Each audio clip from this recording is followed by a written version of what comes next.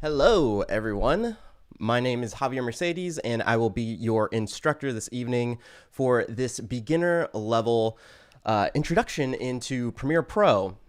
In the description below, there are actually links to the Adobe Stock footage free to download for you to use within Premiere Pro. So I believe this will be on the YouTube channel after this is done. So if you want to do it after I'm done, or you could follow along while I am doing things within Premiere Pro, whatever floats your boat. I'm Javier Mercedes. I am a video editor. I do a lot of freelance video editing, and I also create Premiere Pro tutorials on the internet, mainly the YouTubes.com. I am so happy to be here with you guys. Let me check this chat, make sure everything is a go. It looks like I'm streaming okay. So there's a lot to get to in this tutorial, so I'm just gonna jump right in. If you guys have any questions, just feel free to hit me up in the chat while I'm going. But hopefully you guys learn a lot from this little tutorial. All right, let me send me off to my desktop. And before we even get into the amazing program of the premieres of the professions, the Premiere Pro, one thing I want to bring up is just the file organization before you even bring files into Premiere Pro. One of the best things that you can do is have an organized folder structure before you open up Premiere Pro. And right here, what I've done is create these folders, and a lot of these folders are empty, but as a freelance video editor, or even when I was working underneath a couple different companies, we would all have these things called folder templates. And before you start a project, you basically just create one template that has this whole folder structure in it. And then every time you start a new project, you just duplicate that template folder and start from there. So when you're importing footage and you're bringing everything into your computer, it's always nice to start with a template folder. Yours will probably be more drastic than this, because a lot of the material that I create now is for YouTube. So I have docs, downloaded folder, exports, a footage folder, graphics, music, Premiere Pro, sound effects, stills from video, and a thumbnails folder. Now, obviously that could differ because I don't know if you're going to be creating thumbnails with your projects, but it's always nice to have I guess a system of where folders are structured. So every time you have to go back to a project, you know exactly where your footage is. So for this one, like if I click down here, here are all of those footage that I downloaded from Adobe Stock. Again, if you're just showing up, in the description below is a whole bunch of links to footage that you can download, which is the same exact footage that I'm going to be working with here in the tutorial. Let me check the chat really quick. Folder structure is gold. Yes, thank you. All right, so moving on, let's dive into the premieres of the pros, the professionals of the pros. I just love saying all the different ways of saying Premiere Pro. I'm premiering the professionally pro. All right. So when you open up Premiere Pro, if you haven't started a project before, this will be blank, but I've done a couple run-throughs of this presentation. So right here is just a whole bunch of different projects that I've already created, but we're gonna start with creating a new project. There's a couple ways that you can do it. You could hit start right here by clicking new project, or you could go to file, new project. I really like this button over here, so that's what I'm going to click, new project. Don't need any of this on there. So the two big things that I want to bring up here are the name and the location of your project. We're just going to go with example. What do you guys want to name it? Example, amazing. Amazing. Amazing. Yeah, example, amazing, amazing. Cool. That will be the name of the project. And then the other big aspect is where you store your project. If it's, as a video editor, what I like to do, since I edit off a laptop, is I actually store all of my footage on separate SSD drives, and I don't work off the actual computer itself. There's a couple reasons for this. The main reason is if the computer goes down, which it has in my experience a couple different times, you always have a backup of that drive. So you could take that hard drive to wherever you needed to, and the computer just becomes essentially like a cell phone in the way that it's a vessel to use the applications for your video editing. But for this example, I'm going to go to Browse and find my part where I want to save this. So inside my Samsung, I've already created this Adobe Live Webinar Premiere Basics. And just like I told you guys in the beginning, here we have Premiere Pro. And here's a whole bunch of different examples that I've already created. And I'm going to create them here in this folder. Whoa, this example is amazing. Thanks. Okay, so we have the place where we're going to save our Premiere Pro project. Let's hit OK. And boom, we are inside Premiere Pro.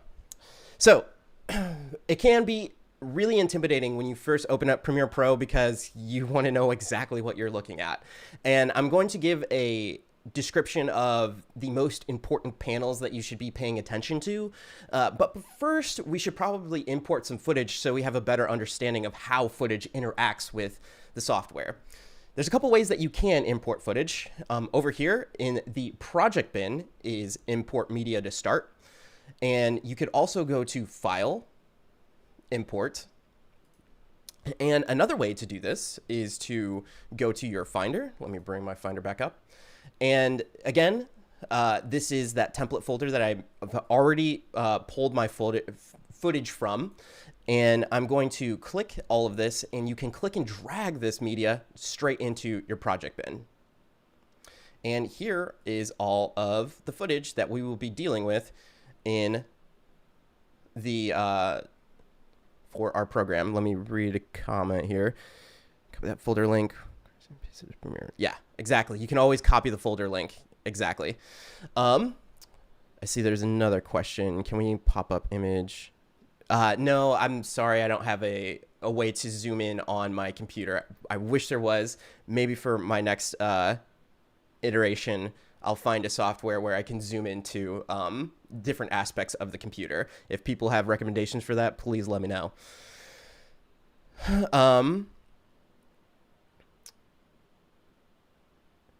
Okay, yeah. Moving on. So we have our footage here, and the next part that I want to showcase to you is the panels, how the footage interacts with panels, setting up some sequences, and just the I guess the basics of beginning a project. To start off with, this is the project panel. This is where you store all of your footage, any other assets. So if you have a graphic, a picture, all of your sequences are right here. And what we want to do with our project panel is kind of set it up similar to how I set up this template folder in terms of creating a folder structure to keep things organized. One of the things you'll see throughout this is the more you're organized, the faster you can be creative. So I'm going to right click and do new bin. And I'm going to call this bin, let me go back up, footage. And highlight all of my footage. In fact, just to make this bigger for you all, there we go. If you want to make your thumbnails bigger, while you're in the icon view, there's a little slide bar down here, and you can do that. So that's one way I can make it bigger for you guys. So I'm going to click and drag this into a footage folder. Another thing that you might do is create like something like music and sound effects. Let's keep going with this. Sequences. Tailor your Premiere Pro project to however it suits you. These are some basic bins that you'll probably be filling throughout the process of editing. And there certainly are more, but we'll start with that. If I go and click on my footage folder, now let me click let's just pick one of these pieces of footage. How about this sweet dude just chillaxing in an astronaut suit, running around. So to begin with, we have the project folder, or the project bin, like I talked about. And when I double click this file, it took it to the source monitor. So think of the source monitor as a zoomed in, or a bigger version of the footage that you're seeing right here in the project monitor. And it also gives you a couple more aspects that you can work with within the source monitor before bringing it to your timeline and editing it in the project. So right here, we can make some more finite adjustments to your footage before bringing it into the timeline to showcase on the video itself. The next one that I want to showcase is the program monitor. And in order to show that to you, I need to actually bring it up here. And if you look closely, I am clicking and dragging the program monitor. And with any of these windows, I can now click and move them to any space within Premiere Pro. So if I moved it over here, this would be my program monitor. If I move it down here to where the timeline is, boom, it's down here. And then I could also move it anywhere. I can move it over here to the side, or I'll move it back into here. It's a really neat feature. One of the great things about this, though, is say when you opened up Premiere Pro and the program monitor is over here and you just don't know how to get it back, or you just want your setup to look exactly how it was when you first opened up Premiere Pro. Something that I do all the time is go up to Window, Workspaces, and currently I'm under the workspace called Assembly. So if I click Assembly, it's not going to do anything. But the great thing is if I go up to Window, Workspaces, and reset to saved layout, boom. This will take me back to the previous layout that I was just showing you when I first opened up Premiere Pro. Let me check some comments really quick.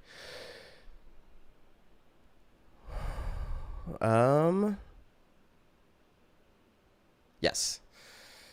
Okay.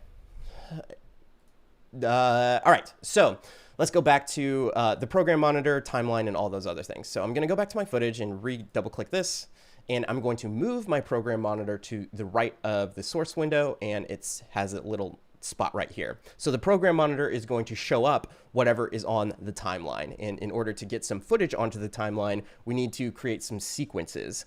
Now this could get a little bit confusing here at the beginning, but it all kind of stacks on top of each other. So a sequence is basically the compilation of your clips that creates the video. That's where you see the timelines. If you've ever seen a screenshot of people editing video in Premiere Pro, those are called sequences.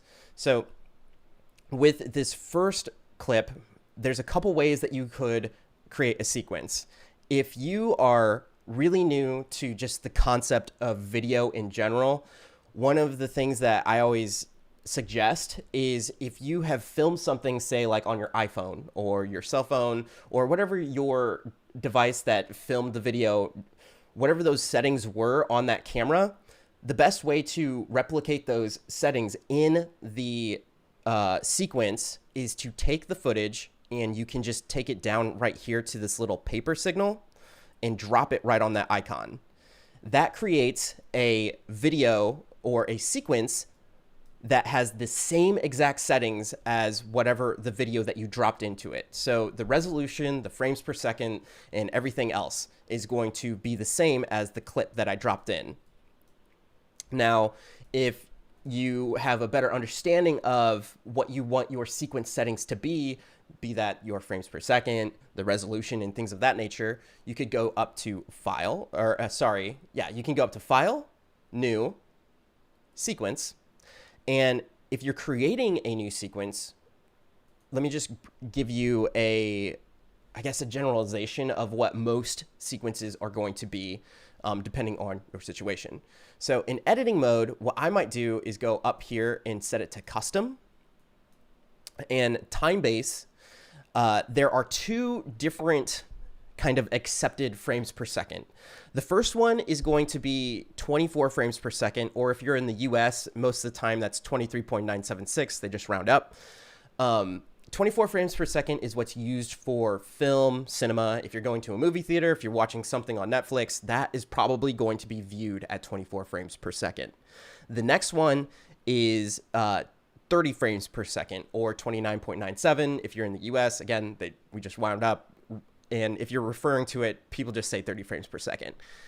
30 frames per second is used for broadcast. So if you're watching something on TV, or if people are still watching cable, if they've cut the cable, whatever that may be, it's probably being broadcast to you at 30 frames per second. Another one to note is 60 frames per second. If you are a gamer, you're probably familiar with refresh rates and things of that nature. 60 frames per second is something that has, in most game settings now, if you're playing something on Xbox or PS5 or whatever, you'll see that you can have a frame rate of 60 frames per second. So if you're making content with video gameplay, maybe you'd want to choose 60 frames per second. But for the bulk of my content that I create, I always do 24 frames per second because it just looks aesthetically the best to me. And I think as humans, we've grown accustomed to how 24 frames per second looks.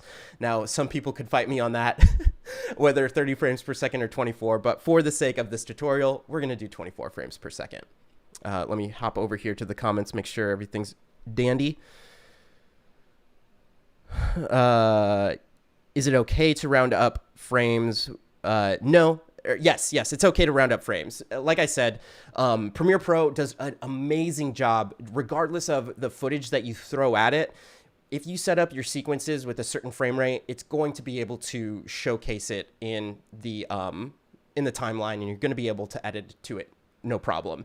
Now, sometimes you may shoot something at a higher frame rate, like 120 frames per second, so you could then go to slow-mo, which we'll cover here in a little bit. But for a general consensus, 24 frames, 30 frames, and sometimes if you're doing things like video gameplay, 60 frames per second.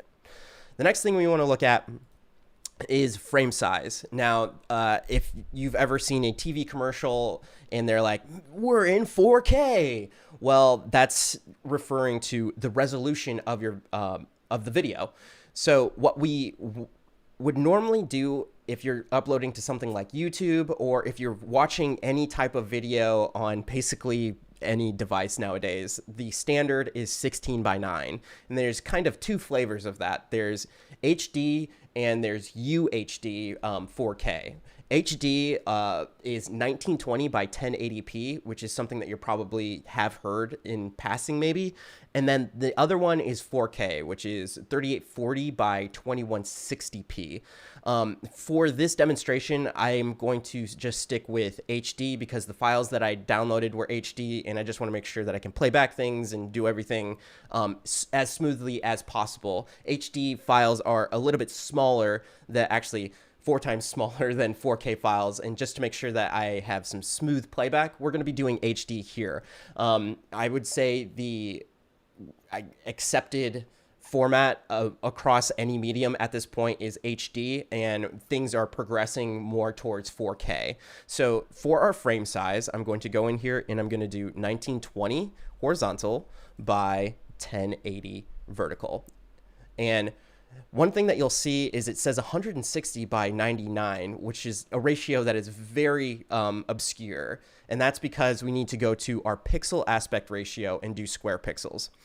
One big thing that I'll point out is if you are setting up a custom sequence setting, unless you're doing something like anamorphic, which I would suggest a different tutorial since anamorphic is more of an advanced thing, always do square pixels. The next one is fields, and we want to do progressive scan. And the rest of this is all good to go. Let me see if there's any more questions. So you drop versus non-drop. And it has to do with actual time. It's from the old school of time code. Yes, time. Yes, all of this has to do with time code. I don't want to get into the particulars of time code, but time code is your friend when it comes to video. So these are the settings. I'm going to hit OK on this one, and it's been labeled sequence 1. So if you notice, if I go back to my project bin, I'm going to go to list view, which is this little icon down here. And I've been setting up these sequences inside my footage bin, which I don't want to do. I want to put them inside my sequences bin. So you can do that by quickly dragging them straight into the bin. And boom, we got them in the bin.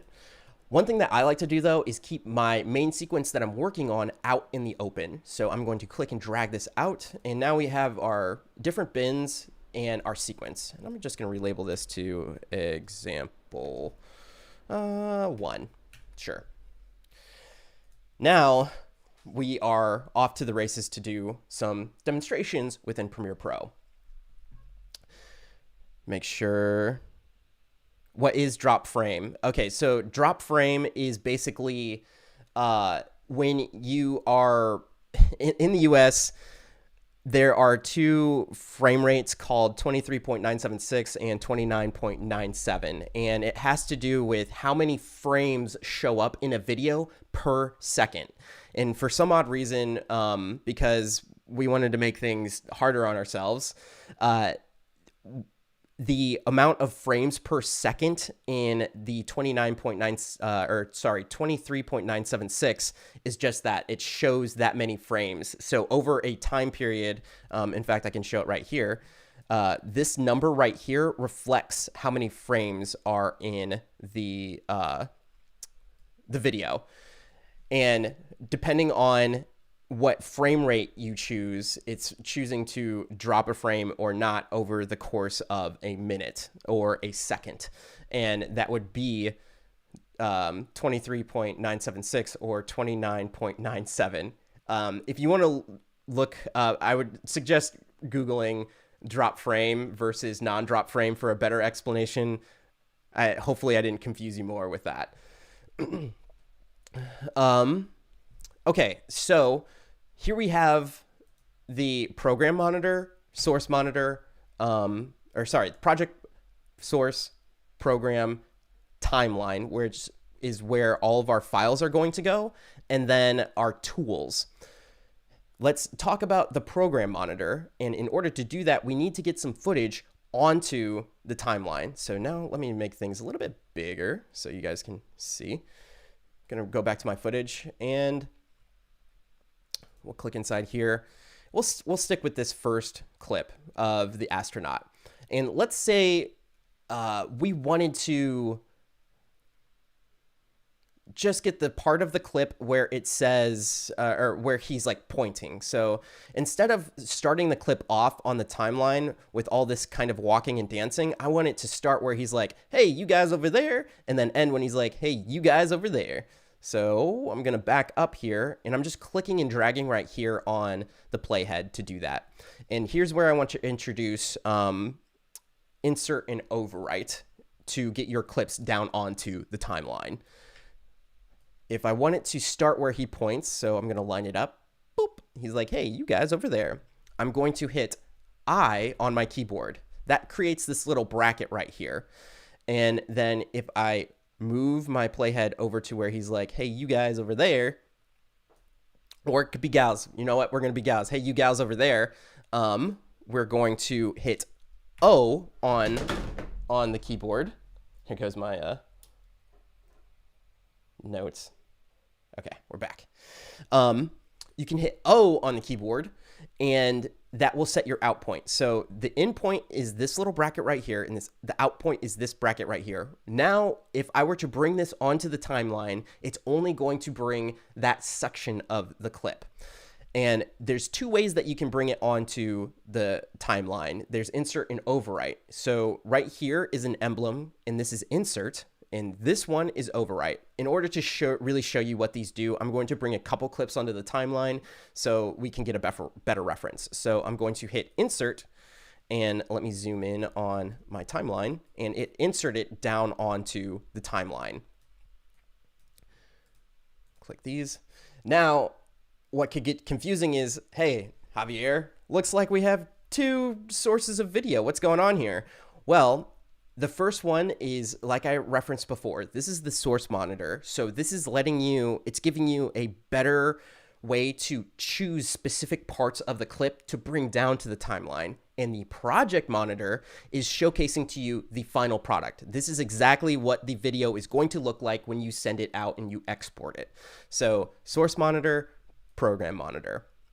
Let me check some comments. How do you fit to fill edit? I can show you that here in a second.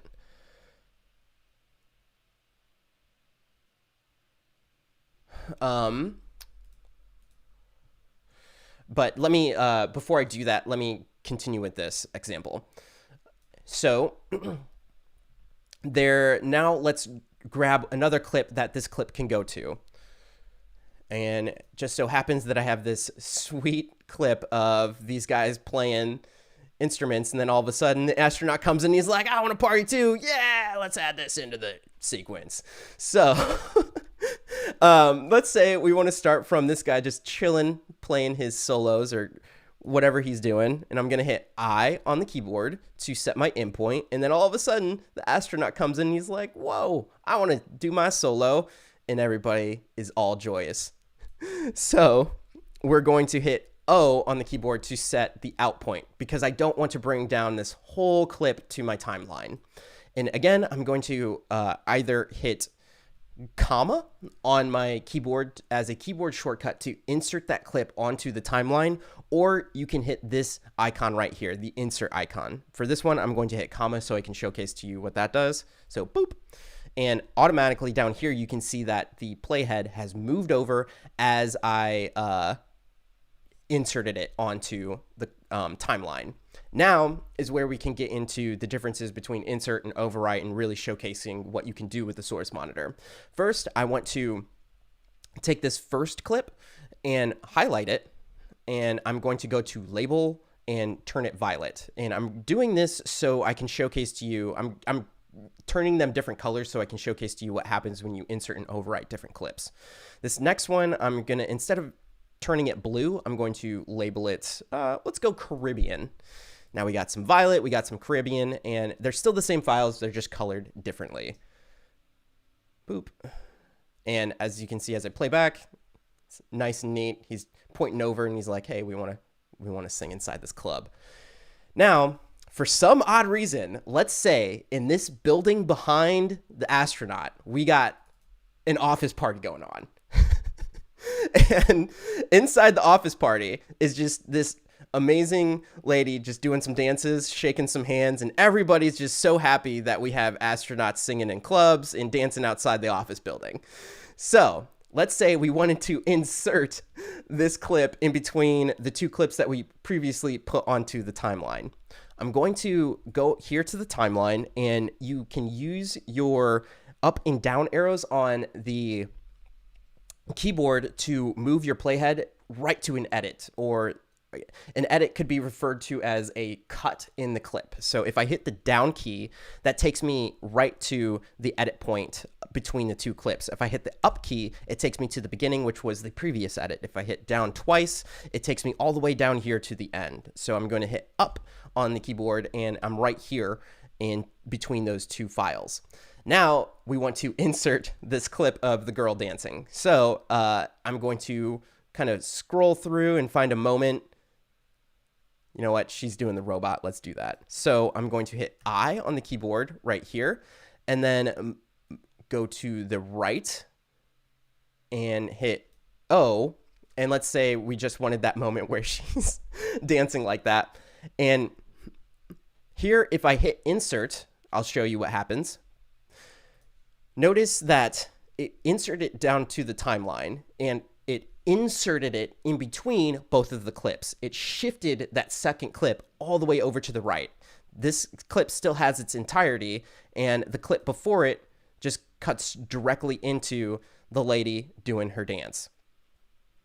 Now, if I wanted to undo that, now let's talk about overwriting. If I instead hit overwrite, notice that the clip did not shift over to the right. That was to the right of the clip. That was right to the right of the clip that I was overwriting. So now we have the lady playing, but when it cuts to the next clip, notice how the astronaut is already singing. He's not coming over and taking the microphone. It has overwritten the space of where that clip was. There's a couple more things to go over with this. Let me make sure there's no more questions. Good. Okay.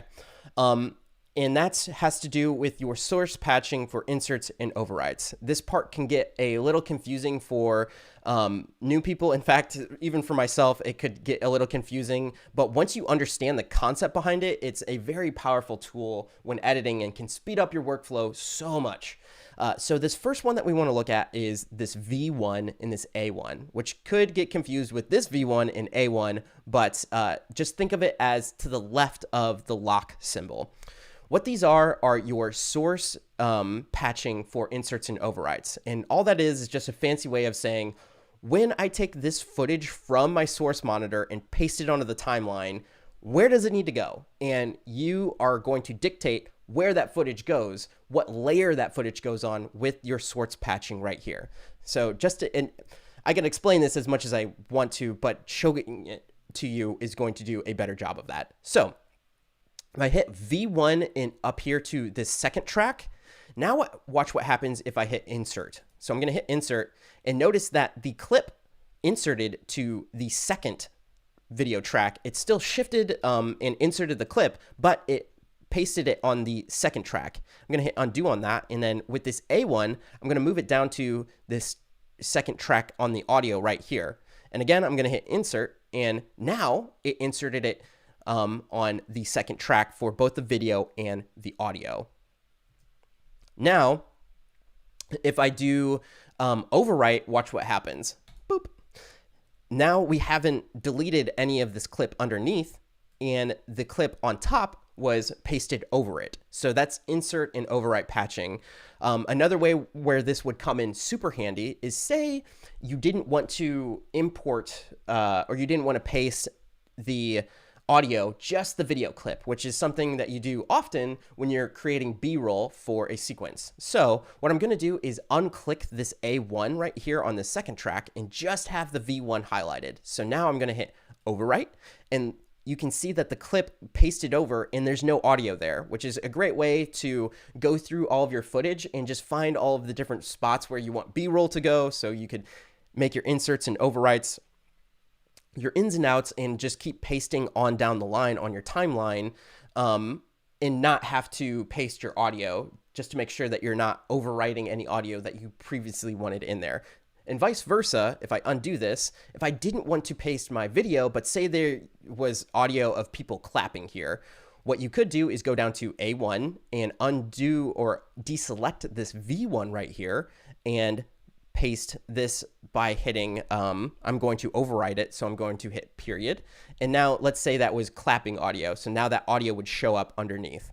That takes a little bit of practice of getting used to, but trust me, once you get used to how inserts and overwrites work with source patching, it's a very, I want to say, bulletproof way to editing within Premiere Pro. All right, let me see what we got. What should I do if my audio is not showing as imported into the timeline? There's nothing on A1 for me. So I don't know if this, I'm going to address this right now. I don't know if this is your exact problem, but what happens to a lot of people is what I just showcased. So watch what happens when I pull a file here from the project bin directly onto the sequence. So if I pull this same clip, I'm going to pull it down here, and it pulls the audio with it. What happens, even to me sometimes, this happens a lot. I will accidentally unhit this A1, and then if I do the same action of pulling the clip down onto the timeline, notice there's no audio with it. It's not there. Well, that's because your source patching, the A1 wasn't selected.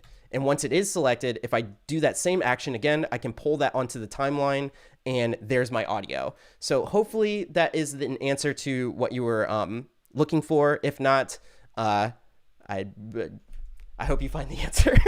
But that's a common thing that happens to me and other people, is that you will accidentally bump your source patching buttons right here, and all of a sudden you won't be pulling or pasting the video or the audio, and you're like, Premiere's broken, what happened? Well, it's because those these two things aren't highlighted. Okay, now let me move on to, let's go ahead and, like I was saying, let's paste this into our cuts. So I'm going to insert it and just move it down into place. Now, let me go over some basic editing inside the timeline. So right now I have this clip, and that might be nice, but this clip might be a little too long, and the next clip might be a little too long too. So let me showcase to you how to do some simple cuts and just move around some footage. Let me zoom in here, make it a little bit bigger for you. And we won't really need our source monitor too much, just our program monitor. Now, here on this clip, I'm going to take my playhead, and if you want to create a cut, the easiest way to do this is go over here to your tools in the razor tool. So I'm going to click this and hit cut, and now I've created a cut in that clip. If I hit V on my keyboard, that brings back up my selection tool, which is the basic tool that you're going to be using probably 90% of the time. I'm going to highlight this clip and hit delete. Now, there's a couple different ways that you could delete, and if you notice, there's a gap right here. One thing that you could do is just click and drag this into the spot, but what most people will do is a thing called ripple deleting, and to do this, I'm going to highlight the clip, and what you could do is right-click and go up to ripple delete, and it automatically moved the footage over into that gap where that previous cut was. Let me showcase that to you one more time so you can see it. And the keyboard shortcut for this is Shift Delete. So if I hit Shift Delete on my keyboard, that will be ripple delete. Now let me just show you guys. What people will get really confused by is when people doing tutorials on ripple deleting will say Shift Delete. Shift delete means shift and this delete. If you have a bigger keyboard, it's the delete on the extended part of the keyboard. But have no fear, if you are on a laptop, the way that you do that is shift function delete. So if you don't have an extended keyboard like this, you would need to hit shift function delete just to clear that up. I know that when people are starting out and somebody hears hit shift delete, they don't know that it's the delete on the extended part of the keyboard. So let me go back to my desktop. Now, a couple other ways to do this type of ripple deleting is, notice that I undid my edit. So now let's say I didn't even want to create a cut with the razor tool. I just wanted to ripple delete from where the playhead is to where the beginning of the next clip is. And if you hit, I believe, W on the keyboard, that will do that. So let me undo that just so you can see it one more time. I'm going to zoom in. If I hit W, it just ripple deleted from the playhead to the next clip. If I wanted to do a similar thing here, I could delete from the playhead to the previous edit point right here. Let me zoom in and hit Q. That just ripple deleted from the playhead to the previous edit point. I just want to bring these up so you're aware of them. You don't have to memorize them right now. It's just nice to know that they exist. Another way that people like to do this is just like we set up our in and out points on the source monitor, we can set up in and out points on our timeline. So same keyboard shortcuts. If you hit I on the keyboard, that brings up your in bracket.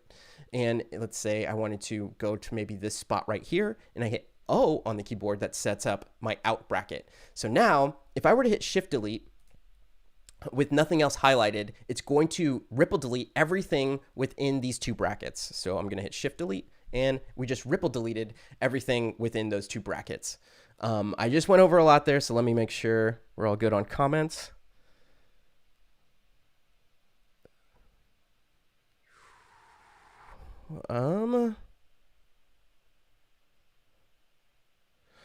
What was the other V1 that you said about? That's your toggle track targeting. So these V1s and these A1s are toggle track targeting. That's different than source patching.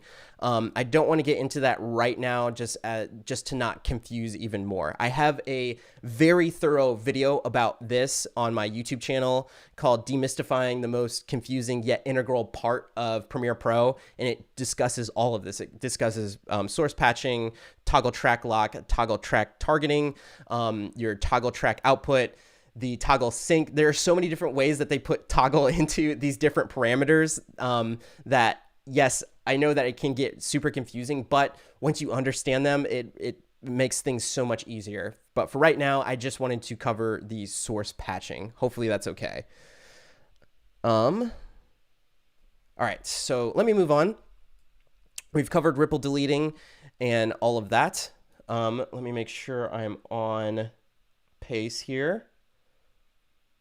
Showing you in and outs.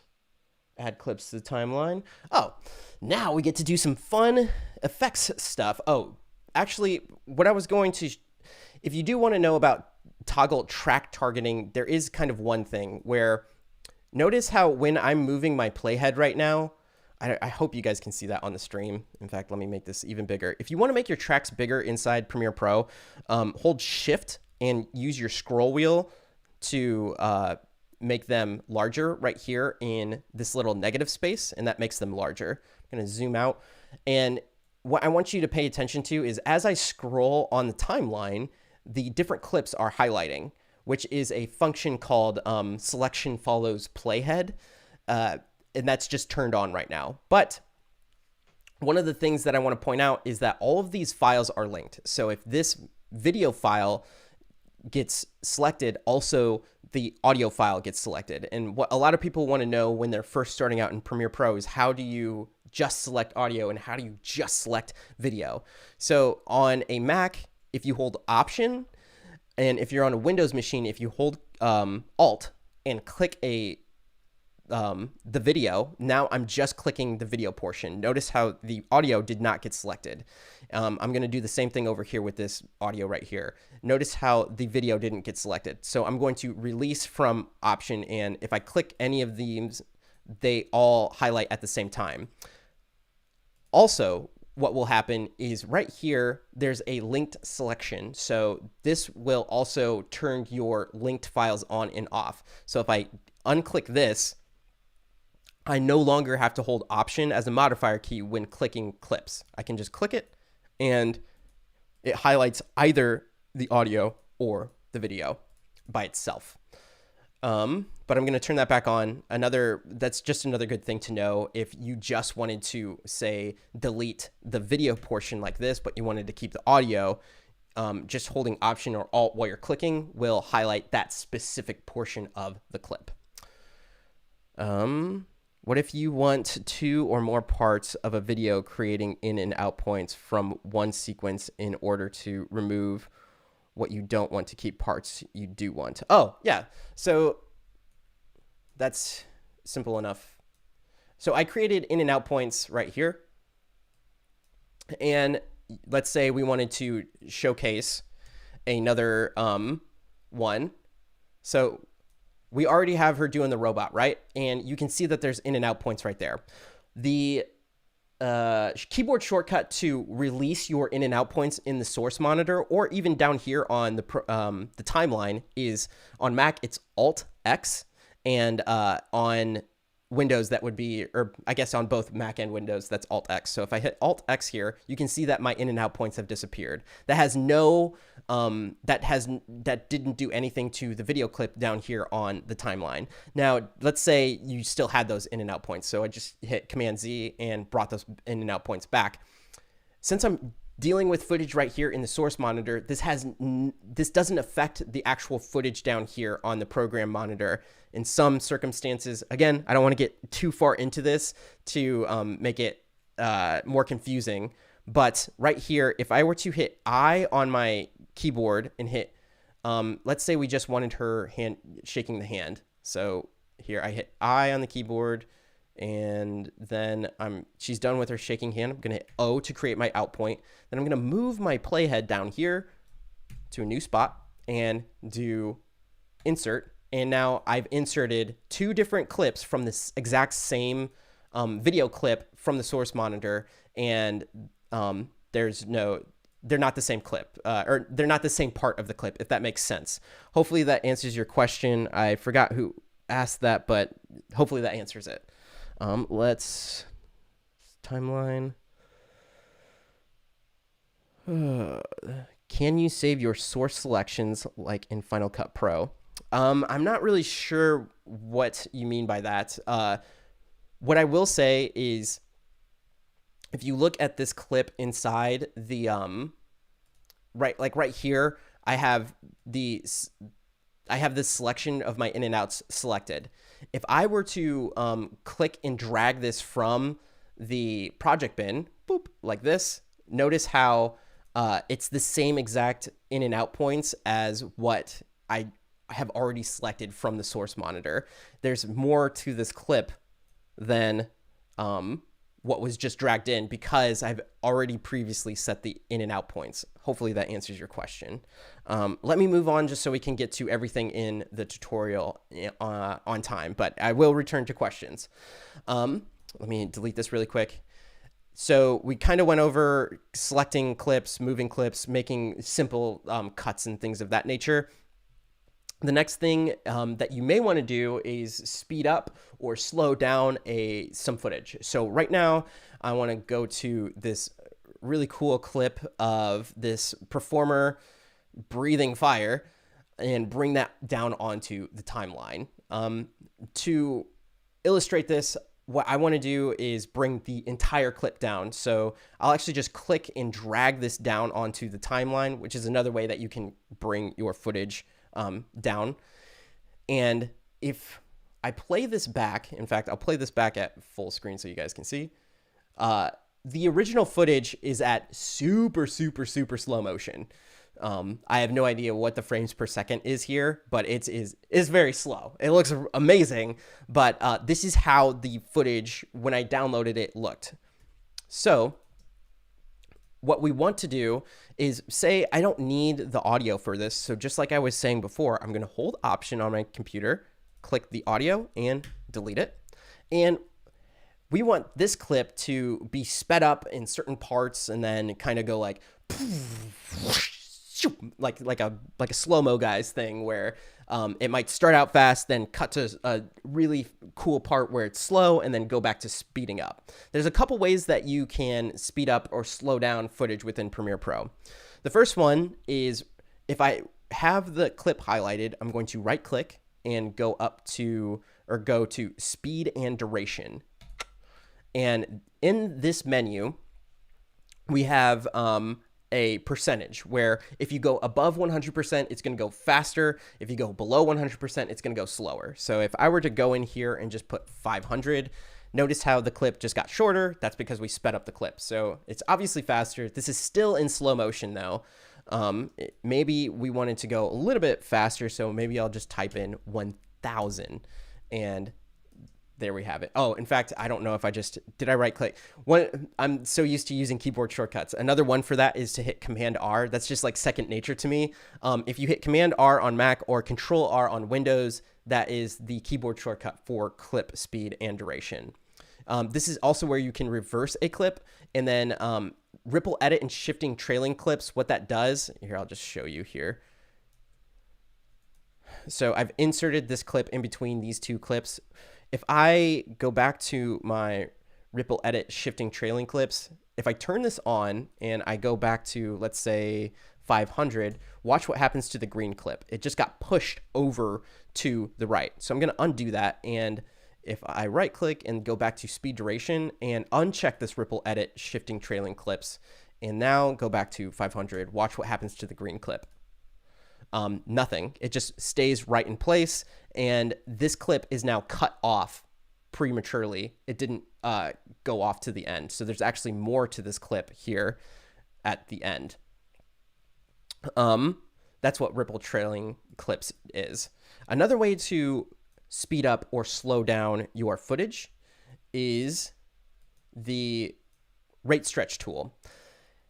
Now over here on the toolbar, it's going to be hard for people to see on the stream, but on different tools, there's a little like triangle, I want to say, down here in the corner of some of the icons. If you see that icon and you click and hold the mouse, it will show you more icons available to you or more tools available to you to work with.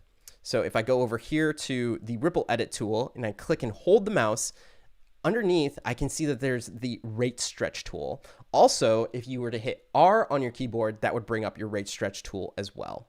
So I'm going to click this rate stretch tool. And now if I were to click and drag this clip, what's going to happen is the speed of the clip is determined by however I make this shorter or longer. So right here is the percentage of what the clip is, or how fast the clip is. And if I make it larger, you can see that it now goes to 339. If I make it bigger, or if I make it smaller, sorry, it will be 1,500. So now if I play this back, that looks more like real time. A little bit slow, but still more like real time. So there's the rate stretch tool. Really simple way to speed up or slow down footage. Now let me restore this back to 100% and show you another way to do speeding up and slowing down of clips, but in a gradual way. So it'll go like it'll be fast, and then it'll be like, if you can imagine the sound effects and the visuals in your head, we're going to do that inside Premiere Pro. Hopefully your questions are being answered in the chat. I do have a lot to get to. I want to make sure that I get to all of it. When I have this turn, there's a bit lag. Video clip. Looks like they're answering most of your questions. Again, I'll keep checking back. Hopefully, I can answer some as I go along. All right, so speed ramping. Let's zoom in on this clip and make some magic happen. I'll make it even bigger. All right, right here, hopefully you can see that, is a little FX square. And right now, the clip, this line on the clip is showcasing our opacity. What we want to be looking at is the speed. So if I right click on that little FX on the left of the clip and go down to time remapping, there is speed. And now for this clip, the line in the middle is the speed line. It's no longer the opacity. And we are going to do a speed ramp. So let's find a spot for us to speed ramp. Just so you don't get confused, let me pull this over. Again, we're looking at the program monitor. And let me find a spot. So I really like when the video kind of has this flare with the fire right there. So maybe I'll have it slow down for just that spot. And that seems to be right here. If I hold Command on Mac or Control on Windows, as I move the mouse right next to the line on the clip, notice how it changes. This will add a keyframe. So I'm going to click here, and if I move the playhead, hopefully you can see it's made this little, I guess, kind of like marker, and we've made our first spot where we're going to kind of slow down the clip. Now I want to move along to, let's say, right when this little flare disappears is where I want to speed back up. So right about there, I'm going to create my second keyframe. So I'm going to hold Command on Mac or Control on Windows and click that. And now we've created our second keyframe. Hopefully you guys can see that. It's right here and right here. And now, just to showcase to you what I'm going to be doing, we need to speed up this part of the clip because it's initially a very slow clip. So I'm going to take this, click and drag it, and I can see a percentage below the clip going up. And I remember when I was showing you that it was about 1,000 made it look about real time. So I'm going to have this go all the way up to about 1,000, and watch this. So cool. Let's do that to the back end. So I'm going to click and drag this all the way up to about 1,000. And now we have something like this.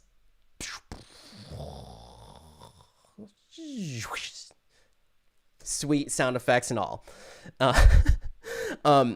Next, we want to gradually go from fast to slow. So it's not just an abrupt type of thing. So in order to do such things, I'm going to click and drag these little handles on those markers that we set. So I can click and drag this, and you can see it start to open up. And that line right here is the gradual shift from this fast motion down to slow motion. I'm going to do the same thing over here on the side to go from slow motion back to normal speed. So let's see what we got now. Yeah, that's so much cooler.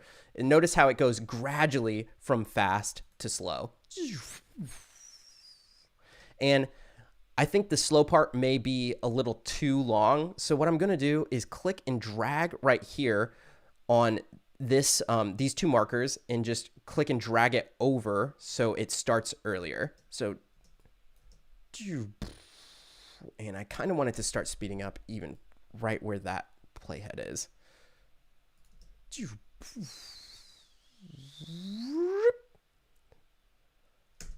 So cool. All right, next, what you could also do is adjust how it goes from fast to slow. So if I click on the marker, you can do an exponential or logarithmic curve. So right here, if I make this really big, hopefully you all can see that. Notice how I can dictate the kind of way that the curve goes from fast to slow by grabbing these handles. Again, I can access those handles by clicking in between the two markers, and now I can click and drag on the handles like this. And now we get a smooth transition, like so neat. Neato, gang. All right, let's look at some comments. I believe the stream will be up after it's done, so you can always see it. Yes, I know the FX is hard to see on the computer because it's very small.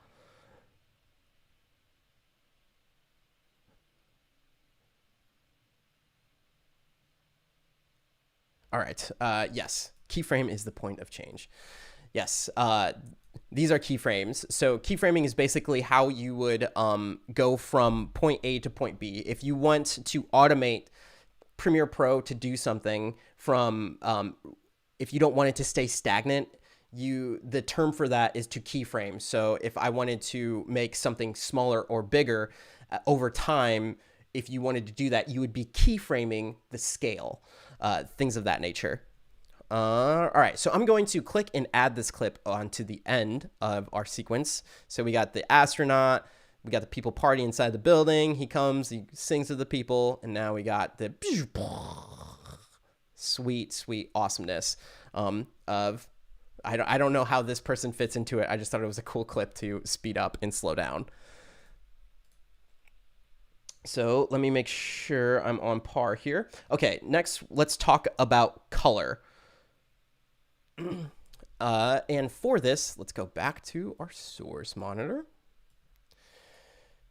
And one neat thing that you can do with your thumbnails is you can hover scrub. So I'm not clicking the mouse at all. When you're in icon view, you can just scrub the mouse past the different video clips and it will hover scrub the clips as you would want. The clip that I want to do right now, though, is this one. And let's say we want to go from, maybe these people are talking about how awesome that fire breathing person is. And they're like, man, just look at how cool it is. And he's like, yeah, I like to point at this part of the fire. So let's say we want to do the in right here and maybe the out right here on my timeline. I'm okay with pasting over this section of the clip because I don't think there's as much going on. So I'm going to overwrite it, boop, and there it goes onto the timeline. The next clip I want to showcase is right here, this guy just chilling, and he was like, oh man, we were studying how people breathe fire, and it just made me dance. There's got to be a through line throughout this whole tutorial, and that's the through line. I just thought it was really cool that this guy's dancing with the Tyvek suit on. So let's say we want him dancing like maybe right here. He goes, spin, yeah. And that's all we need. So now I'm going to insert this on the back end of my timeline. And let's start bringing up some aspects about color. So up here, Premiere Pro is making it really easy for you to change your workspace over to color, and I can just click color right there. If you don't have these available to you, you can go up to graphics, go up to window and workspaces and click color, and that will give you the color window. Again, if I wanted to reset my workspace up if I've adjusted some things and I just want to make it look as if you're hitting the color tab for the very first time, I can just go back up to Window, Workspaces, Reset Saved Layout, and boom. Now, this should be similar to when you open up the color tab for the first time if you haven't adjusted anything. And again, if you have, you can always reset the layout. So with this clip right here, I'm not really going to go into Lumetri scopes in this tutorial, but it's something that you can use to gauge the level of brightness and color in your image. What I want to talk about is the basic correction and mix. Let me make sure my my picture isn't above what you guys need to see. So right here is Lumetri color, and this is the basic correction. Yeah, you can see that.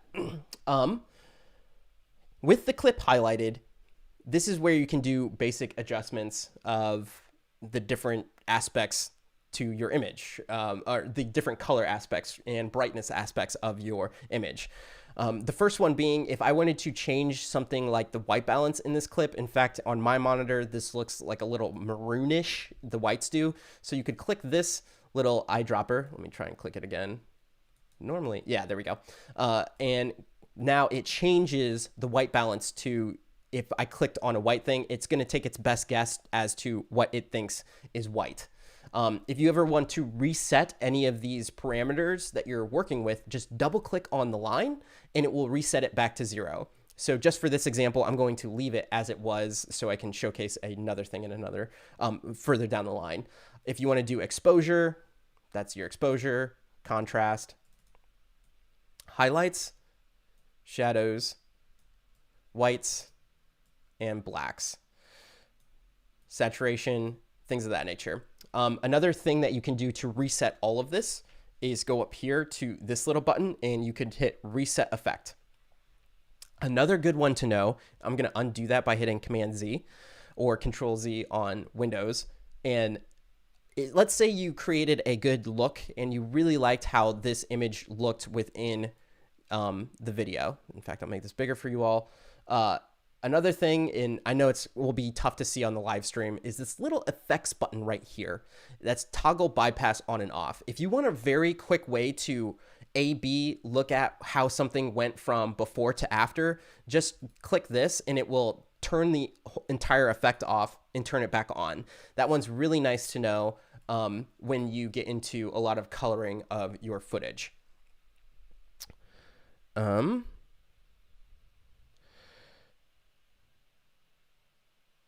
This is a pro typo environment. Just reading some comments, make sure I'm staying up to date if there's anything drastic. These edits will stay throughout the video or just the clip? That's a very good question. I'm assuming that you're talking about the audio, or sorry, not the audio, the color that I just applied. So the way that I'm adjusting these clips, the color of this clip right now, is to this specific clip, just this clip on the timeline. So if I were to duplicate this, I'm duplicating that clip and it will still have the same thing. But if I were to go back to my project monitor or my project window by hitting Shift-1 on my keyboard, which the project monitor has been moved down here because we're in the color workspace, I'm going to find that same clip. Let me go back to icon view here. Bear with me. I just want to showcase this example. I'm going to pull this onto the timeline. So if I click and drag these two right next to each other, I think your question was, does this affect the clip on the entire timeline, or does it just affect that specific clip? How I'm editing it right now just affects that one clip. But as you can see right here, this is the clip that I brought in. This is the clip that I edited. But let's say you have an interview and you just want to color correct it once and you just want to be done with it. Like you already put your color grade onto that interview clip, and you're going to be using that interview throughout your entire video, and you don't want to have to copy and paste that attributes throughout the whole entire project. What you can do is up here, And let me make sure that you can see what's going on.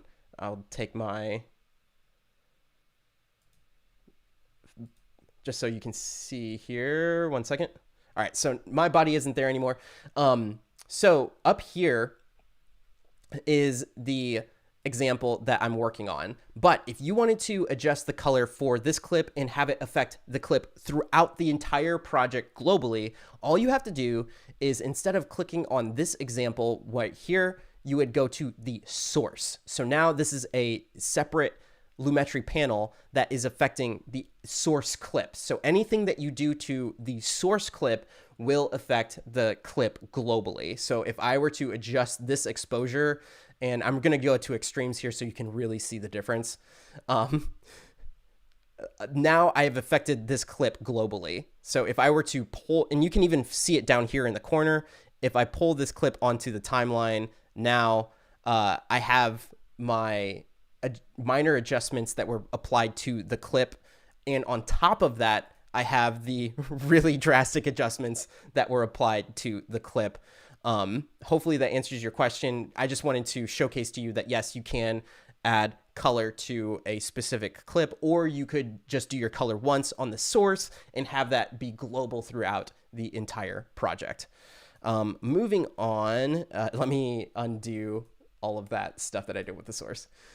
And I'm going to go back to my example, and let me bring back my body there.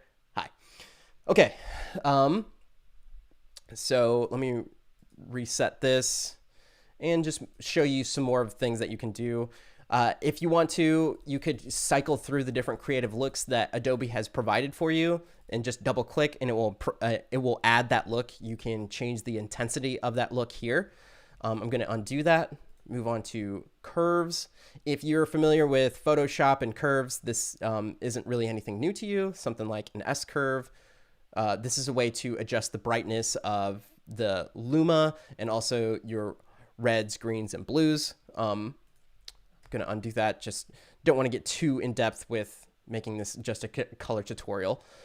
These ones are really nifty: the hue versus saturation, hue versus hue, and hue versus Luma. And just to showcase to you what these actually do, I'm just going to start using one. So if I click this one and click maybe, let's do the doorway. So this doorway is a little blue. Over here on the monitor, you can see that it created a little blue dot. So if I start moving this, it starts taking out the color or adding saturation in wherever I selected that color. So if I were to make this a little bit bigger, you can see that it's going to start taking out saturation of those colors. And that's kind of cool because it's making them pop just a little bit. Let me undo this by double clicking. The next one is hue versus hue. So again, let me, to really demonstrate this, let me select her skin tone. And now you can see that hue versus hue changes the hue of the color that you selected. So if you wanted to change the color of something, this is one way that you would do it. You would select that color and really dial in the selection and adjust it that way. The other one is hue versus Luma. Same thing. I'm going to select her skin tone. And now you can see that it's brightening or darkening just that that shade of color within the monitor. There's Luma versus saturation, saturation versus saturation. Again, I'm just kind of speeding through these to give you an overview. This one, the color wheels, is another way to adjust your levels. I actually like to use this one a little bit more because it has shadows, midtones, and highlights, and then you could add a specific color to the mix. So you could have the highlights be tinted a certain color. Again, I'm going to double click here and double click here. But the great thing about this color wheels in match is what I want to showcase to you inside the Lumetri color panel. And that has to do with right here. Let me see if you can see. Yeah, is a comparison view button. I'm going to hit comparison view.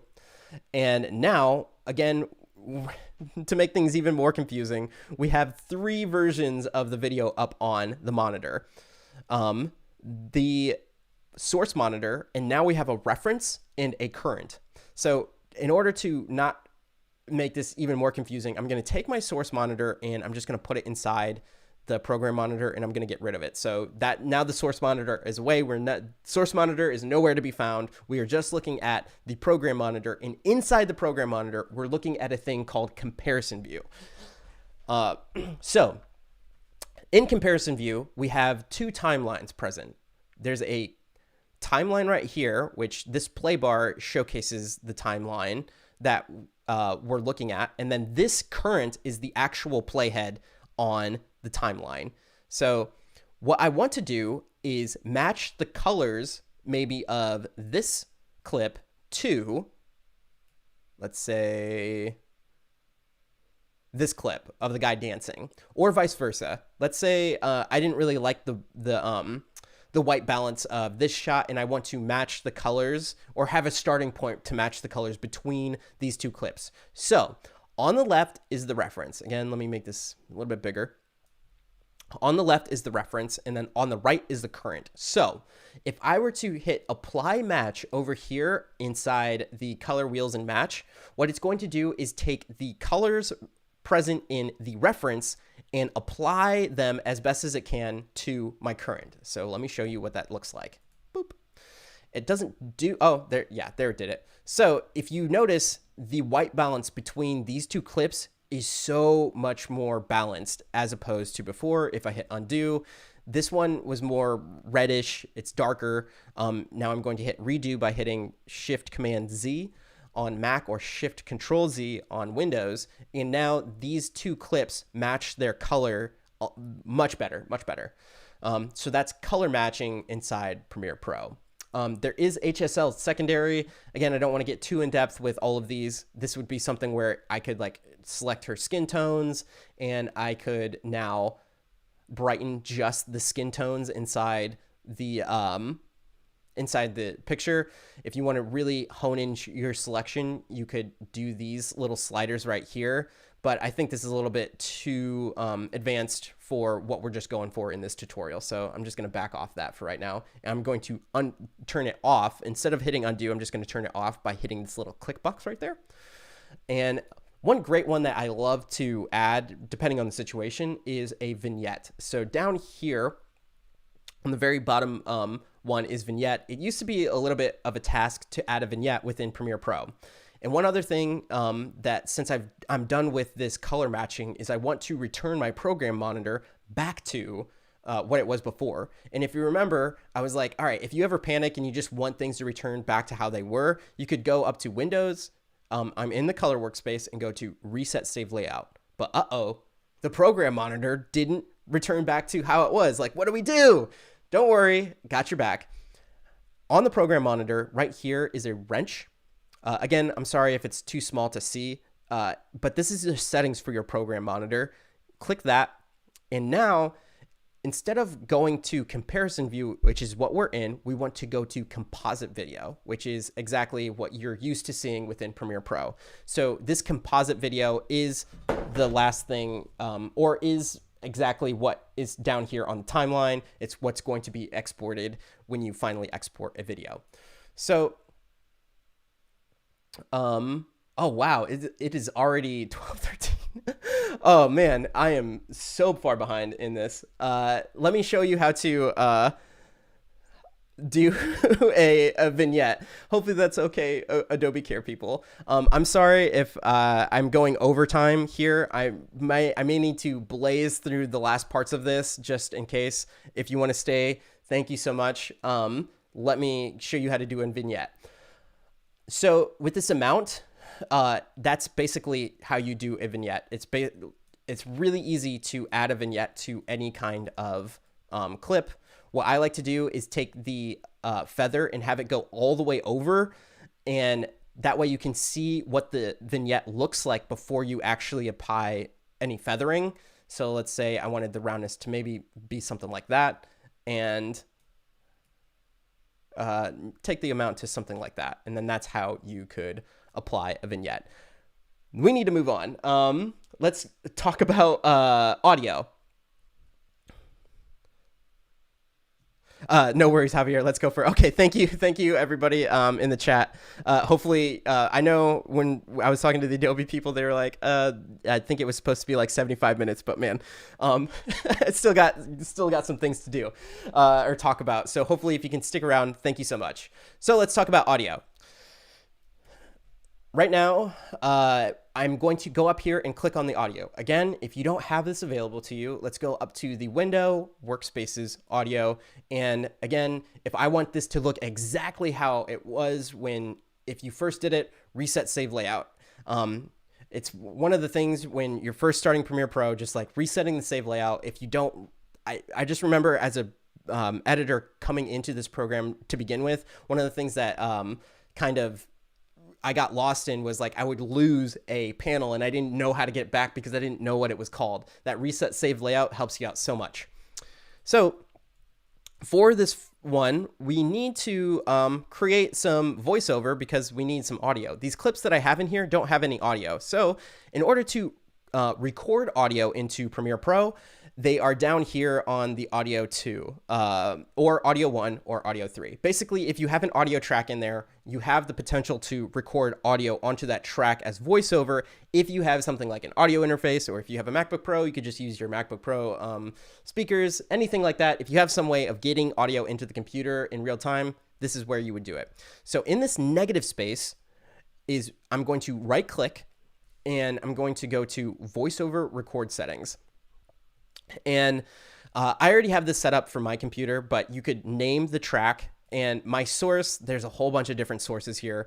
For me, I use a Rodecaster, and that's basically just an audio interface. And what an audio interface is a device that converts my analog signals. So this is what I'm speaking into the air right now is something tangible. I can actually, like, you could feel or hear me say the things, and then that interprets into your brain, right? But a computer needs to do that somehow, and that does that through an audio interface, and it converts my analog sound coming from my vocal cords into digital ones and zeros. That's basically the most stripped down definition that I can give of an audio interface. And my Rodecaster Pro is the audio interface that I use to get the sound from this microphone into my computer.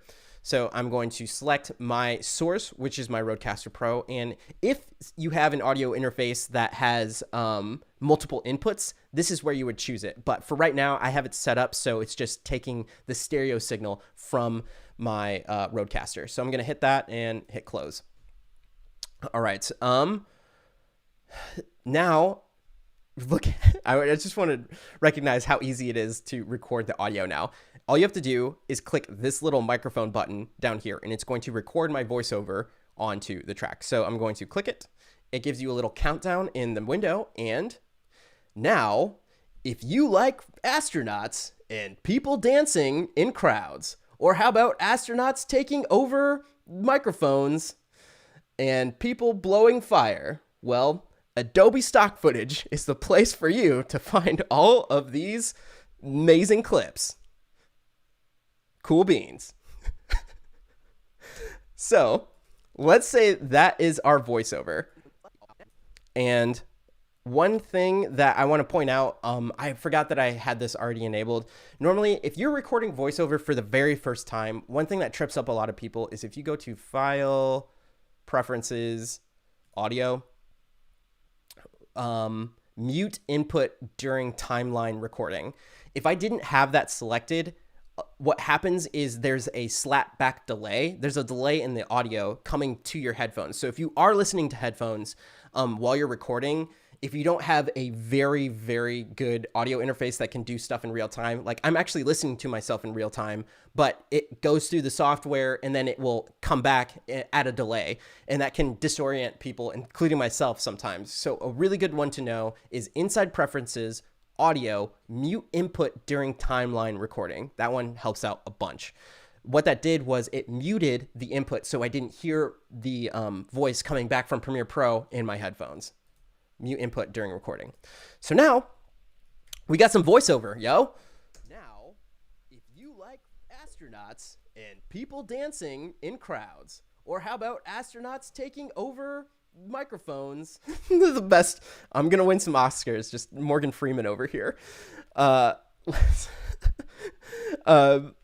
Now I want to chop this up just so I can showcase to you the essential sound panel and my voiceover, and we could do some practice cutting up some footage. So I want to listen back to this and create cuts. In fact, I'm just going to create a cut right here where I took my breath.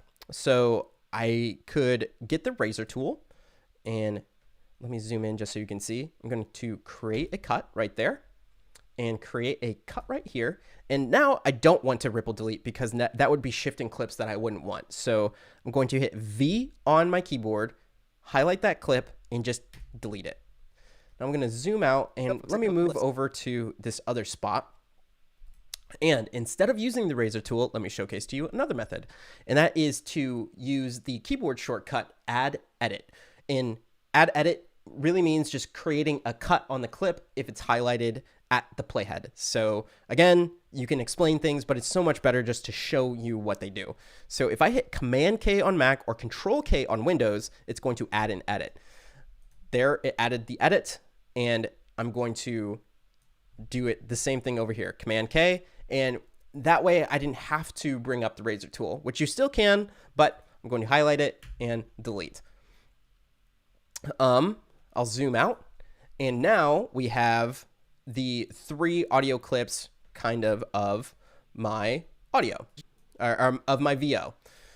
The next thing that I want to do is tag these. So let me get over here to Essential Sound. With Essential Sound, it's basically works as a system where you tag the different parts or the different sound elements within your timeline. So I'm going to highlight all of these, and these are my dialogue. You can also tag music, which we'll get to, sound effects, and ambience. So I'm going to tag these as dialogue. And if you're somebody that is unfamiliar with how to edit audio and don't even want to deal with something called a compressor or a noise gate and just want to have the thing where it automates the volume and does all the things, Essential Sound is the panel for you. Let me make sure that my picture isn't in the way. It is not. So you could go to loudness and you could auto match it all. So if I click that, it auto matched it. You could repair, this is where you would reduce noise, rumble, de-hum, de-ess, reduce reverb. You could add clarity through dynamics. You could add EQ. So let's say I just highlighted this clip, and instead of having it sounded like I did, now I can go to, let's have me sound like I'm coming over an intercom. Well, Adobe Stock footage is the place for you to find all of these amazing clips. So, that's one way to add simple effects to your VO. I'm going to undo that for right now and just leave it as it was. You can enhance your speech. You can add reverb and also the clip volume. The next thing was just added to Premiere Pro, I think like a year ago, and that is the stock music directly within Premiere Pro. It's like mind-blowing that you can do something like this directly in the program. So they have a huge library of stock music tracks for you to use and license straight from Premiere Pro. So to showcase how this works, if I were to go to moods and let's say something like groovy, and then if I scroll down, genres, let's see. What are we thinking genre-wise? Maybe dance, because people are dancing. And then filters, I'll do Epidemic Sound for their audio partners. And let's just see what happens if we click on Life of Lavish. I think I have my volume on. Cool. That's too loud, let me know. So if I wanted to showcase to you that I hit play here on the song, and it automatically started playing here on the timeline. What I could do is move my playhead over here and then hit play. Now, if you like astronauts and people dancing in crowds, or how about astronauts taking over microphones? It's so cool that you can listen to the music while you're watching the project in real time. And then if I were to click over here in the menu, it just it plays the music where you're playing.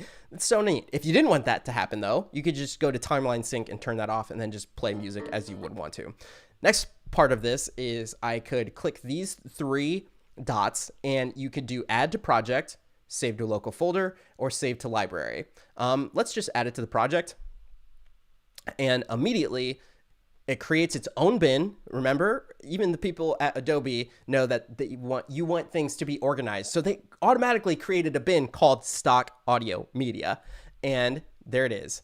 Life of Lavish right here. Once you're done with your project and you want to license the song, all you have to do is click on this little shopping cart and it will license it. I've already done that though, I believe. I'm going to bring that file in. Actually, let me just work with this one. I'm going to pull it onto the timeline. And now let me showcase to you something called auto ducking, which is taking the music and turning it down while the VO is happening and then turning it back up when the VO is not happening. And in order to showcase this, I might finesse my VO just a little bit. So I'm going to cut this little part right here out so we can have a reference. Maybe I'll extend this clip a little bit. And again, using those ripple delete keyboard shortcuts, I'm going to highlight this clip. And instead of creating a cut and deleting, all I'm going to do is hit W on my keyboard, and that will ripple delete everything from the playhead to the end of the sequence. So now that I have this clip selected, I want to go back to edit, and I've selected my music here on the timeline. So I need to assign it the music tag. I'm going to go to music and assign it. And the thing that we want to look at is ducking. Before I get into this, another way to turn down the music, or an easy way to turn down the music, is to right click and just do audio gain. So right here is where you would adjust the gain by let's say negative 20 dB. I want you to look at the physical waveforms down here of the file. If I hit OK, boom, that just turns down the music by 20 dB. I'm going to undo that so we can showcase auto ducking. Let me zoom in so you guys can get a better reference. Make my panels even smaller. This is crazy useful. Yes, it is crazy useful, Conrad. Yeah. Trust me, I wasted a lot of time dragging in tracks myself. Okay, so clicking this, I've assigned it music. I'm going to go to ducking and I'm going to turn that on. So we can duck against the dialogue clips, which is exactly what I want. You could duck against other music clips, sound effects, ambience, or clips that aren't assigned an audio type. Basically, if you assigned a tag to a video clip, then you could duck against it. Or even if you didn't, you could duck against it. And I kind of want to explain what these do, but I think a better way is just to click generate keyframes so you can get a reference to what exactly it's about to do. So let me hit generate keyframes, and if you notice, it created keyframes in here to lower the volume of the music when my VO comes in, and then raise the volume of the music right there when my VO goes out. Now, here's where all of these parameters come in. You can adjust the sensitivity of how much it does this. So you could do the duck amount. So just like I was doing before, maybe I'll do -25. So it's going to lower the music by -25 dB. And then you can showcase how long or how fast it takes to create those fades. So maybe I'll do something like this, and maybe I'll take the sensitivity. Now we generate keyframes, and notice what happened right here. There was another set of keyframes made for that bigger gap. So now we get something like this.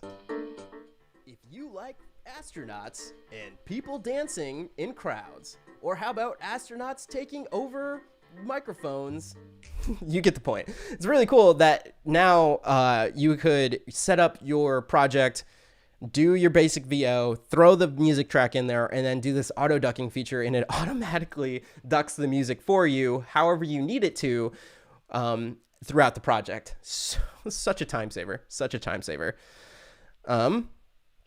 Now, let's see what else. Oh, okay. So there's one more quick thing that I want to showcase to you about this, and then we'll talk about exporting.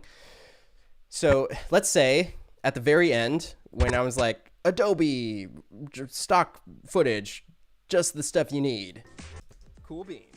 Cool beans. Let's say we wanted to add a title that says cool beans and then transition out like with a fade or something like that. So just adding basic titles within Premiere Pro. For this, I'm going to go back to my assembly mode and maybe let's do editing just to show you a new type of thing, or a new workspace. Again, window, workspaces, reset, save workspace, just so I can have the same workspace if you're doing this for the first time. And I want to add a title to this that says like cool beans. And it's really easy to do that.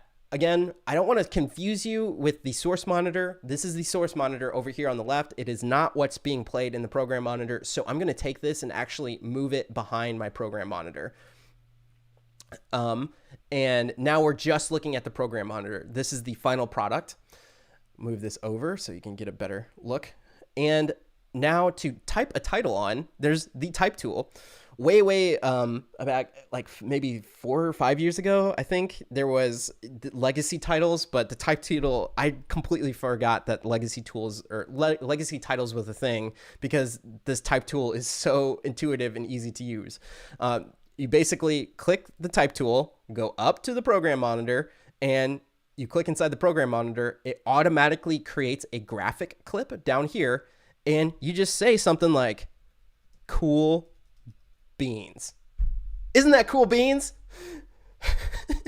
All right. From this spot, I want to bring up the essential graphics window. So maybe I'll cut over to graphics right here just to show you the graphics workspace and how you can manipulate this a little bit more. One way to do this, I'm going to hit Shift. Actually, I'll bring back up my selection tool with Command V, and that will allow me to move it on the program monitor. But another thing that I want to do is hit Shift 5 to bring up my effects controls window. This is where somebody asked about keyframes earlier. This is where you would add the bulk of your keyframes. If you don't see this window, again, go up to Window and Effects Controls. And I like having Shift 5. Shift 5 is the default for that. Now, this text layer has been put right here, and this is where you can do some simple manipulation of the text. So the font, these are basic text formatting things. You could center it, left align, make it bold, all those different things. The one that I love that they added into this, though, is the fill, stroke, background, and shadow. It used to be a little bit of a task to do those types of things, but let's say I wanted to add a background to this, and it's that easy to add the background. So I just clicked it on. I'm going to make it 100% opacity, and then I can make it bigger if I want to. And then if I want to change the color of this, I can change this all the way to maybe black. And for me, let's say I wanted to move this to the center. There's a couple ways that you could do it. Again, if I hit V on my keyboard, that brings back up my selection tool. So if I hold Command while I click and drag this, I don't know if you're going to be able to see that on the stream, but there's some red lines that pop up as I approach the center of the program monitor. And right there, it will lock into place. It won't let me move it, which is nice. It snaps to that guide if you hold Command on Mac or Control on Windows while you're moving a title. But let's say I didn't do that. Over here in the Essential Graphics window, again, in the graphics, it's over here to the right. But if you don't see it, go to Window, Essential Graphics. Underneath Edit, we have some more parameters available to you. You have the same thing that you had before with the appearance, the background, the fill, and all those things. But all you need to do is take this, and then if you want to center align it, you can vertical align and center align. Same thing with, if you're familiar with Photoshop, you have these available to you too. Hopefully you saw the edit. Yeah, my picture wasn't taking that up. Cool. So now we have a Cool Beans title in there.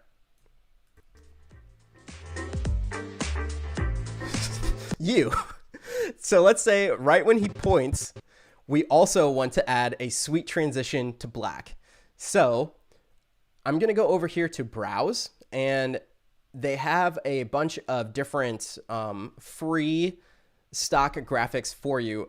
I also have some of them that I've loaded in here myself, but let's just say we use this angled bar wipe transition. I think this is one of the ones that comes with Premiere Pro. All you have to do is click and drag this onto the timeline, and just like that, you have a graphic like that, and it just goes to black. But instead of going abruptly and cutting the music out, let's say we wanted to fade the music. There's a couple ways to do that. Again, sticking with the concept of keyframes, over here on the music, if I hold Command on Mac or Control on Windows, I can hold that and click the line, and then click the line again, and those create keyframes that I can drag like this. And then it will fade out the music. Another way to do this, though, is to go to the end of the clip, right click, and go to Apply Default Transitions. So that will apply the default transition, which by default inside Premiere Pro, if you haven't adjusted anything, it's going to be a constant linear power fade out. So this is the same exact thing as what you just saw me do with the keyframing. Most of the time, if I'm fading in or out, I use this method, which is much easier to do.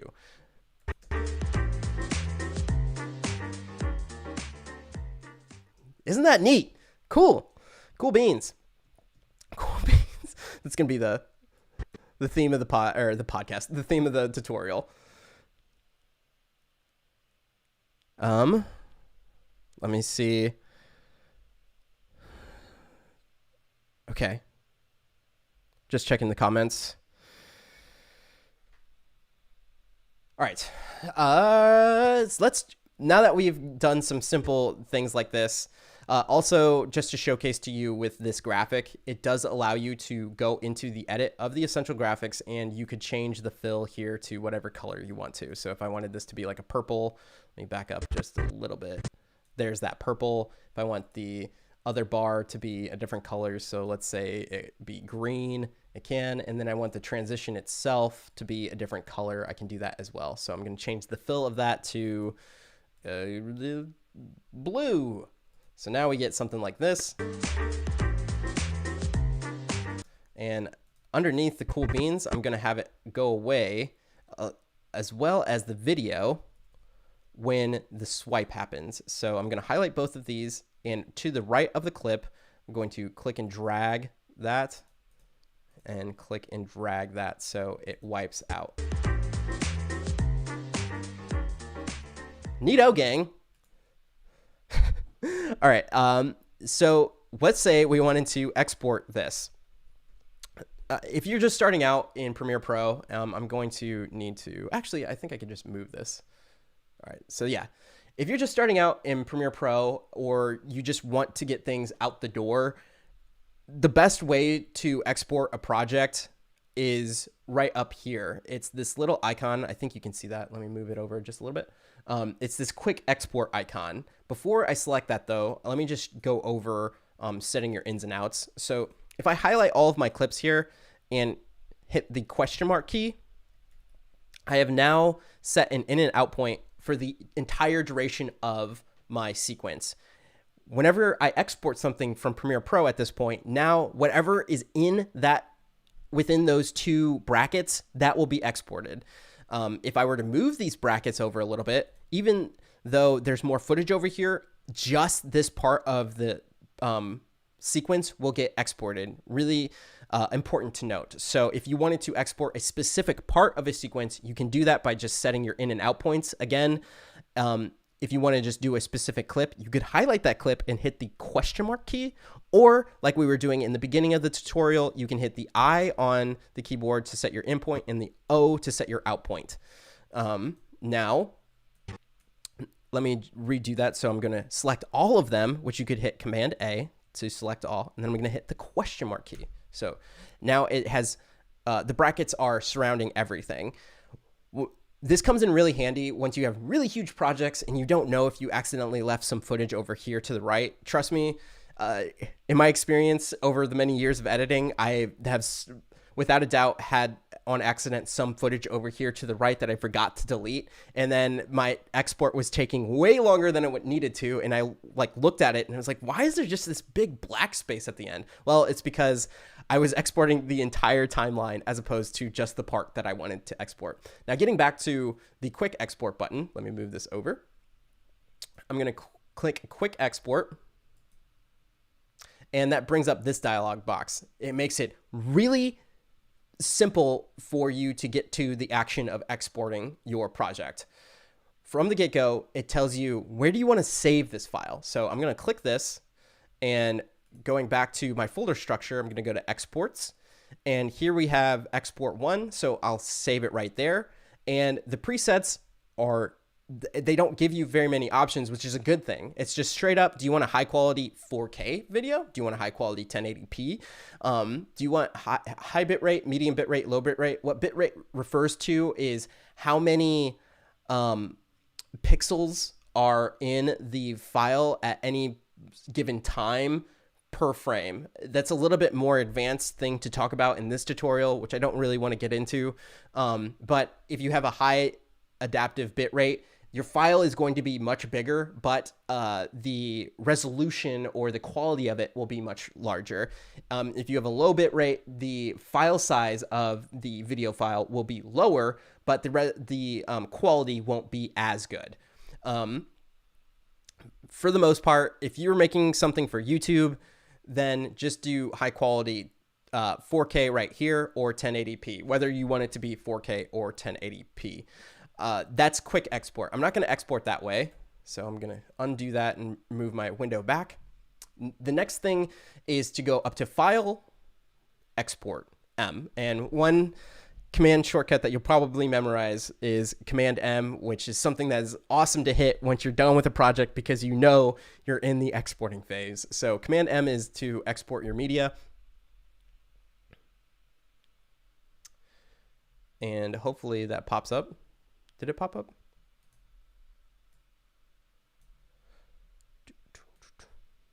Is it somewhere else on my computer? I bet it's somewhere else on my computer. Off the screen. Let me try again. Export media.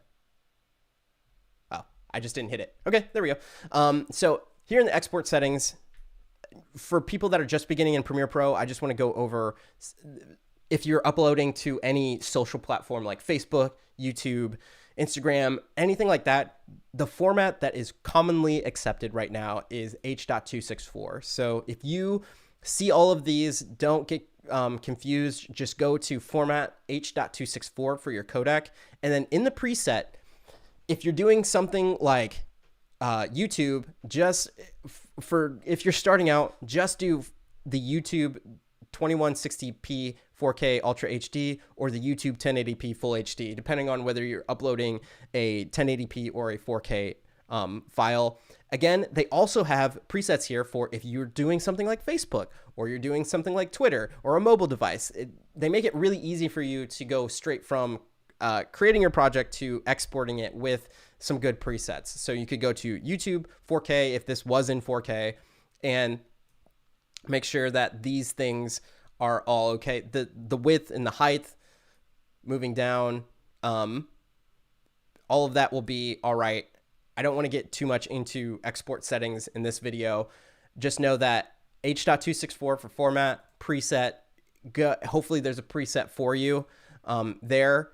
And then scroll down and you could hit export and that will export it directly from Premiere Pro, or you could hit Q and this will send it to Media Encoder, which I think you guys can see this over right here is Media Encoder. That's a separate program apart from Premiere Pro that will allow you to export media while you're still editing inside Premiere Pro. Super powerful thing. So you could do either of those. The cool thing about Adobe Media Encoder is while you're exporting it, it has a little thumbnail down there in the corner that you can see what part of the video it's exporting. So it's kind of like a double way to check your footage as it's exporting, just to make sure that what's popping up in that thumbnail is actually what should be in the video. So those are two different ways. Now, let's say we didn't want to export a 16:9 video, but we actually wanted to export something to social. Let me make sure I still got people in the chat. Looks like Adobe Care is taking care of most of it. Thank you, people. Thank you, Adobe Care people in the chat. If I recorded footage in 30 FPS, can I increase the frame rate to 60 FPS? The answer is yes and no. What that would do is you would have, much like this selection that I have right now is at 29.97. It's at 30 frames per second, but I made my sequence at 24 frames per second. The footage is always going to stay 29 frames per second, but because I put it into the sequence of 24 frames per second, I hope I said that correctly, it now is going to interpret it and make it look like it's 24 frames per second, even though the raw footage is 29 frames per second. For your instance, taking that 30 FPS and putting it into 60 FPS, your footage will still look like 30 frames per second. You can export it at 60 frames per second, and that footage will still look like 30 frames per second footage. But if you were to drag that footage into Premiere Pro and look at the properties, the actual footage itself will say 60 FPS. So nothing's holding you back from exporting something at 60 FPS. But the thing is, you can't add those extra frames in after the fact because you've already burnt that information into the raw file. Hopefully that answers the question. Okay. Talking about auto reframe sequence. So if we wanted to take this and export it to something like Instagram, well, 16:9 doesn't do as well in general. What you would want to do is export something that's vertical. So it would be something like 9:16, 4:5, or a square resolution, which is 1:1. And Premiere Pro has made this super, super easy for you to do. I'm going to go back to my project panel right here. Again, if you can't find it, window, project, it's somewhere in there. Project. Oh yeah, projects. My mouse was right on it. So right here is that window. And just to make things safer, since we already have this sequence, I'm going to right click and duplicate this sequence just to make sure I don't do anything to my original sequence. And with this one, I'm going to right click this copy and go down to auto reframe sequence. Boop. So we get this dialog box. Hopefully you guys can read that a little bit. If not, let me just say that it's asking you what you want to name the sequence. And I'm just going to keep it as example 1, copy 1, 4:5. And then the target aspect ratio. In here is a drop-down menu where it says square 1:1, which is what I was just talking about, vertical 4:5, vertical 9:16, which is if you take a phone and you're watching vertical video, or what we have been editing in 16:9. Let's say I wanted to convert this to 4:5, which is the exact, that's the largest that you can get something on the scroll feed within Instagram. So I'm going to click that. There's motion tracking, which is going to track whatever the subject is in the frame that it thinks is most important, and it's going to center that in the frame. So I'm going to hit default, and there's also a question of don't nest clips. This will replace your current motion adjustments, or you can nest the clips, and this will keep the motion adjustments before motion is applied. But what I'm going to do is don't nest the clips. I'm going to tell Premiere Pro, do its thing. I just want you to auto reframe this, and hopefully it does a good job. So I'm going to hit create. And by the time it took me to, I guess, swallow right there, it just auto reframed my entire sequence. Bonkers how cool that is. So right here, you can see that it's converted my 16:9 sequence to 4:5. And if I hit play, if you like astronauts and people dancing in crowds, or how about astronauts taking over microphones and people blowing fire, well, Adobe Stock footage is the place for you to find all of these amazing clips. Cool beans. It even readjusted the cool beans. Isn't that cool to see it right after? Hey, so as you can see, like, it's mind-blowing how well it adjusted everything. There's simple adjustments going on in that you may not have noticed. So this lady in the original footage isn't in the center of the frame. She's over here to the right. When I did the auto reframe sequence, it automatically knew to put her in the frame with the fire just enough so the fire stays in frame while it's playing. It does this minor adjustment on the camera. If you can see that, it's moving the clip over to the side as she blows the fire. I have no idea how Adobe does this, but like, it's like black magic that they know how to manipulate these clips good enough so you can just click that button and then all of a sudden have a cut that you could upload to Instagram. So cool.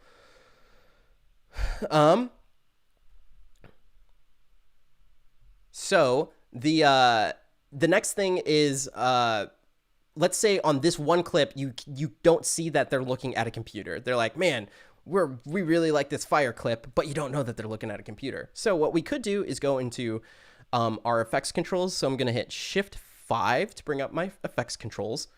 And this is that auto reframe that was done to the clip.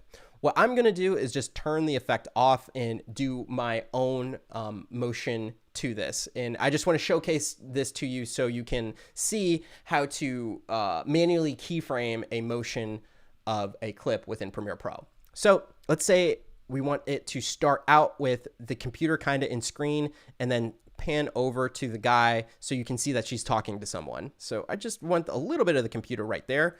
And over here in the motion, sorry, I didn't really explain this. Over here in the motion, in the effects controls, again, if you can't find it, window, effects controls, Shift 5, you have these parameters of position, scale, rotation, anchor point, anti-flicker, and opacity, time remapping of the clip that we're working with. If I want to adjust the position, all I need to do is click and drag on the numbers right here, and I can adjust the position on the program monitor. Excuse me. Now, what I'm going to do is create a keyframe at the beginning of the clip. So I'm going to move the playhead right here and hit this little stopwatch to toggle on my animation. And then I'm going to move my playhead over to the end of the clip and move to where the guy is. So I essentially am animating the clip to move myself manually as opposed to the auto reframe sequence that we were just looking at. So I'm going to take this keyframe and move it all the way to the end so it moves throughout the entire clip, something like that. So now we have the fact that you can see that there's a computer in the shot. I would adjust this just a little bit more if I were sending this to somebody, but again, this is just a very simple edit for demonstration. All right, I think that is the bulk of, oh, and again, if you wanted to export this, you would do the same thing. You would go to File, Export Media, and Premiere Pro knows that these selections are, it already knows that your settings are not the 16:9. So right here is the 4:5. If you were to hit something like the YouTube 4K, notice how it puts some black bars here on the frame. All you would need to do if you wanted to still have those same parameters as the YouTube 4K, but just adjust the resolution, is go to Match Source. So I'm going to click Match Source, and now it has automatically fit the bounds to the clip, but it has maintained all of the other aspects of what a YouTube 4K export preset would have.